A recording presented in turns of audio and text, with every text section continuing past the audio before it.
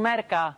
Και θα σας ταξιδέψουμε, καλημέρα σας, και θα σας ταξιδέψουμε με την Άξιον Ελλάς εδώ στο Δήμο Βόρειο Τζουμέρκων και βρισκόμαστε στο χωριό Πράմանτα. Να σας δώσουμε μία εικόνα, Φέη μου, έτσι λίγο να βγείτε από το στούντιο, μέρες που πλησιάζουν γιορτινές. Θα δώσω ευθύς αμέσως το λόγο στην Λαμπρινή Κορδάτου, που είναι αντιπρόεδρος του Διοικητικού Συμβουλίου της Άξιον Ελλάς και υπεύθυνη της ιατρικής ομάδας, και στη συνέχεια στην αντιπύραρχο της δεύτερης ΕΜΑΚ και Ολυμπιονίκη Τοξοβολίας Φωτεινή Βαβάτση. Κυρία Κορδάτου, πάμε λίγο να μιλήσουμε λίγο για τις ιατροφαρμακευτικές εξετάσεις και με τη βοήθεια του Νίκου του Σιράκη θα πάμε μέσα να δείτε και τον κόσμο που περιμένει. Βεβαίως. Καλή σας μέρα και από μένα. Καλημέρα σας, καλημέρα. Είναι ήδη η τρίτη μέρα των ιατρικών δράσεων και των ιατρικών εξετάσεων. Η προσέλευση του κόσμου είναι συγκινητική. Υπηρετείτε 24 χωριά, Φέη μου. 24 χωριά είναι στο συγκεκριμένο Δήμο. Ήδη έχουν πραγματοποιηθεί πάνω από 1.000 εξετάσεις.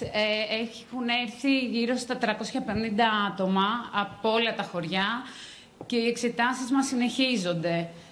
Το συγκινητικό και η ανταμοιβή για μας είναι το χαμόγελό τους. Φαντάζομαι, έχουμε 17 διαφορετικές ιδιότητες. Πού οι άνθρωποι αυτοί? Αλεξάνδρα μου, και οι κυρίες αυτές, τα πανέμορφα πράγματα που μου θυμίζουν την Αλεξάνδρα την Πέπα, γιατί έχει καταγωγή από εκεί τη συνάδελφό μας και μας δώσει αυτή τη μαγική εικόνα. Αγγελόπουλος ταινία ήτανε.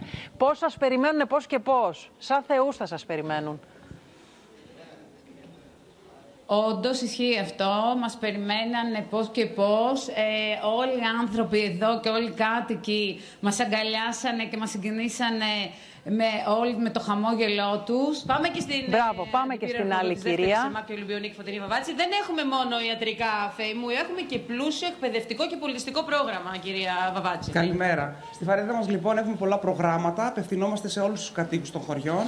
Ο στόχος μας είναι η εκπαίδευση και η ενημέρωσή τους για το ασφαλές διαδίκτυο, την πυροπροστασία, το ολυμπιακό πνεύμα, τα αθλητικά ιδεώδη, την κομποστοποίηση, και όλα αυτά θέλουμε να γίνουν με διαδραστικό τρόπο, γιατί φυσικά πρέπει να έχουμε και την ψυχαγωγία μας. Καλά, είδαμε και τα παιδάκια τώρα, Φέη, μόνο αυτή την εικόνα να βλέπατε χθες. Όλα αυτά τα χαμόγελα που είδανε, θέατρο παιδικό, που είχαν τη δυνατότητα να ζήσουν άλλες καταστάσεις, να ψυχαγωγηθούν. Κάνανε και fly fox. Στα πλαίσια βέβαια της διάσωσης, με τα σκοινιά μας. Τέλεια. Μπράβο σας. Μπράβο, Αλεξάνδρα μου. Μπράβο και στις κυρίες. Να κλείσουμε με την εικόνα εδώ από τα πράγματα, Φέη μου. Έτσι, με το καρποστάλ. Έχετε κι εσείς. Σας ενώ βρίσκεστε στο ακολουθούμε. στούντιο.